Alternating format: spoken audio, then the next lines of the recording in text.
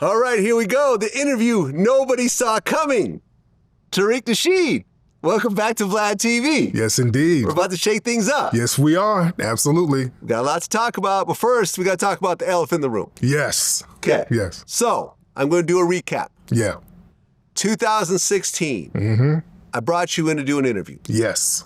It was a great interview. Yes, it was. Very respectful, did good numbers. Everyone walked away from it happy. Now, in the comments, I was seeing a lot of people say, oh, you should bring in Tommy Sotomayor. Now, I didn't really know anything about Tommy, but people were asking for it. We looked him up. He had some numbers at the time. We weren't like really as in-depth in our research as we are now.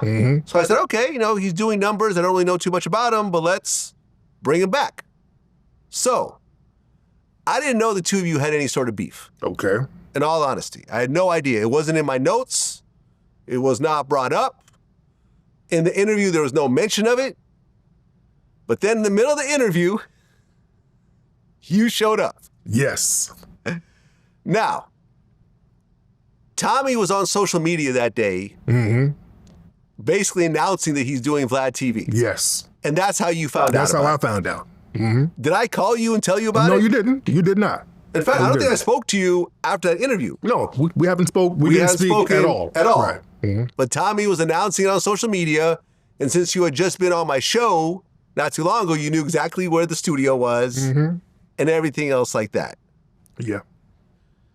In the middle of the interview, you actually storm into the studio. Did I storm in? Yes, you stormed in. I just kind of walked in. I didn't. There were a lot of rumors, and I just kind of walked on in. You walked in. You walked in, and you had something with you. What was that? I had a Coon Train Award. Hey. Had a Plantation Celebration Award. Okay. I was completely in shock at the time. And back then, we didn't have very good security. You know, now we got a security guy sitting here. All the doors are locked. But back then, we were very lackadaisical about it. So I had no idea what was happening. And I remember Tommy was like, you set me up. You set me up. Which wasn't true. No, Right. I did not set him up. I had no idea this was going to happen. So you came in and you confronted him. And you actually filmed it. Okay. And we'll play a little clip of basically what happened. Hold on. Hey, what's up, Vlad? What's up? I had to present Crispy with Don't that do award. that. Don't What's do up, that. Crispy? I had to give you your award, Yeah, you Crispy. I set had this no up. idea that this is. You set this up, Crispy. dog. I did not set this You up. set this up. Yes, you Crispy, did. I Come had on, to- dog. Actually, I have no idea. Then why is he Crispy. in here? Tariq, I gotta Why give is you he your in here? award. Why is he in I here? just came to give him Tariq, an did I award. do This I is a have grown any man. idea? Crispy, let me This is a give you grown your man. award. Grown man. This is a grown Crispy, man. let me give you your award, And you- Crispy. Now, Crispy, you were giving death threats like you were supposed to kill me and all No, that. you told me I can't Where's the come to killer? LA. No, you told me I can't come to LA. Where's the You killer? told me I can't come to Where's LA. the killer, You said Crispy? I left Crispy. LA because you was gonna do something to me. But That's where's what the you told killing, me. Crispy? You told me I was gonna come. If I Where- don't come to LA, where's you the gonna do killer? something to me. Where's I ain't seen it. Crispy, where's the I ain't seen it. Where's the I ain't seen it. You I'm told me giving I you can't an come to award, LA. Now, nobody actually got touched, Right. but you guys started basically, well, you got in his face, and you guys started to argue. A little bit. A little bit. Okay, now, some backstory. Why exactly did you show up? The problem that I had is because I did the interview. And what we've seen with a lot of interviews, we've seen with your broadcast, we've seen with other platforms, one person will be interviewed and then an op will be interviewed right after as a way to seemingly instigate a beef.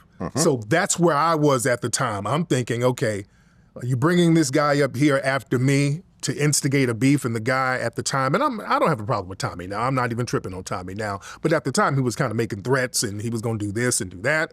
So to have him on right after me, after he'd made those threats, I'm thinking, okay, this is a personal shot at me. And he was going on social media saying he's on his way. So I said, okay, well, let me go on up here and see what's going on. So that's where my mind was at the time. But I'm telling you once again, I had no idea the two of you had any sort of beef. But I understand you being upset. Right. Right? I mean, after the fact. Right. So this whole thing happened. You ultimately left. You left a little award for him Yes, I did. in the room. Yeah. Me and him kind of addressed what had happened in the interview after that, because I Okay. had no idea, and he kind of explained to me some of the whatever it was about.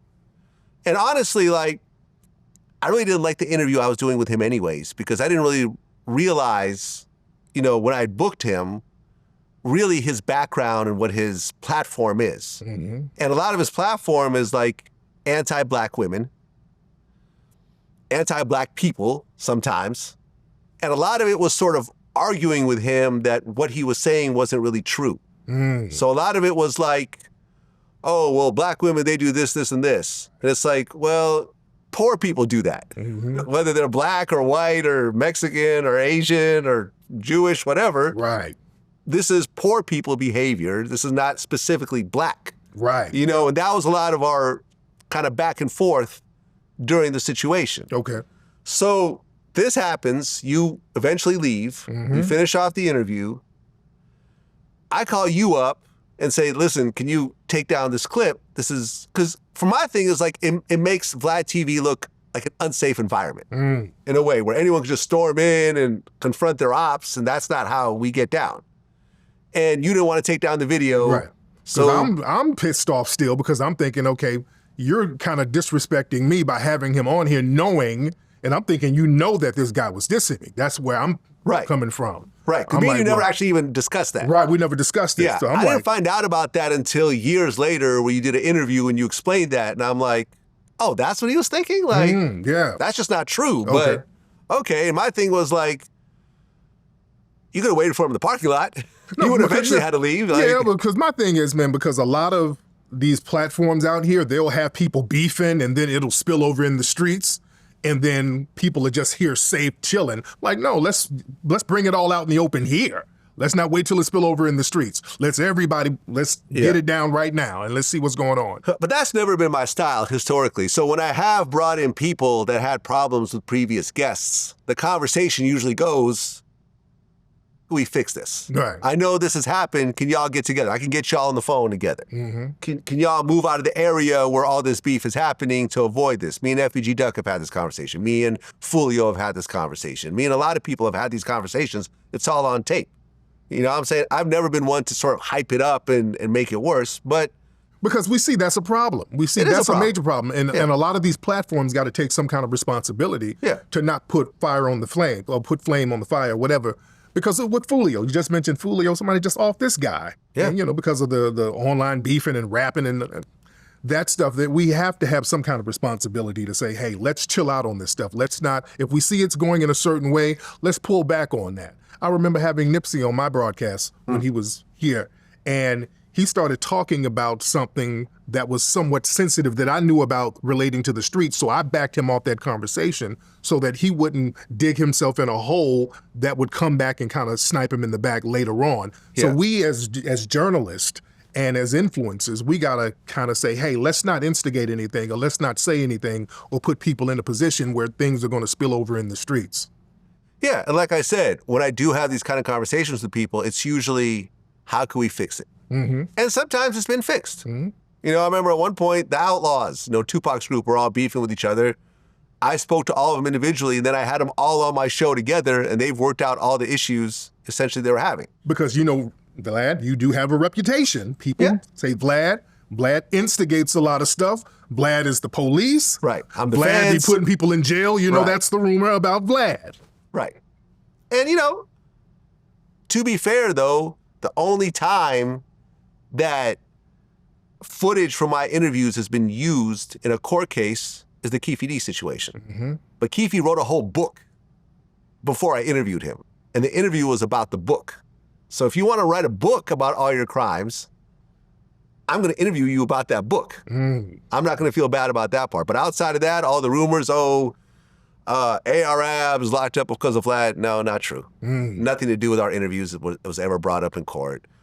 Casanova 2 times locked up because of Vlad. Once again, nothing to do. Nothing that we did on tape was ever brought up in his court case. It was a totally different situation. If you want to, you know, if you did crimes in your past and you did prison time around those crimes, you are allowed to talk about it. You have earned the right with your own But life. would that kind of be considered dry interrogation? Because you'll ask somebody, hey, You had a gun. How many people you shoot? So it's an innocent journalistic question, but in the realm of hip hop, Well, would that be considered dry interrogation? no, because if you went and did 10 years over shooting those people, you could come out and talk about it. You have, you know what I mean? There is no double jeopardy. You've already been convicted of it. You've already pled out, et cetera, et cetera. You're allowed to talk about it. But That's how I look at it. Oh, now, are there some situations where people have not been charged with certain things and you've asked questions No. about certain criminal activities? Because that's the thing. That's the narrative that a lot That's of the people narrative, have. but on it's, that. it's not a true narrative. Okay. It's a fake narrative. And you Okay. have lots of fake narratives about you as well, so Absolutely. you understand how it goes. Yes, it's, Vlad does this, Vlad sends people to jail, but it's actually not true. Okay. Like I said, the Keefe D situation is the only solid example of this. And I've said it myself. But once again, he wrote a book and he did multiple interviews about it. Yeah. So, okay, so back to the story at hand.